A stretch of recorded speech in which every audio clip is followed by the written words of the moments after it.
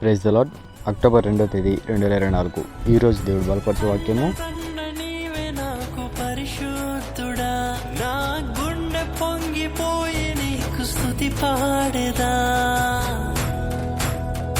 నిండు పరవశమే నీవంటే నాకు యేసయ్యా, గుండె గుడిలో నా కొలువున్న స్వామి యేసయ్యా, నీవే నా గానము, నీవే నా ధ్యానము, నీవే నా సర్వము, నీవే నా శృంగము, నిండు పరవశమే నీవంటే నాకు యేసయ్యా, గుండె గుడిలో నా కొలువున్న స్వామి యేసయ్యా.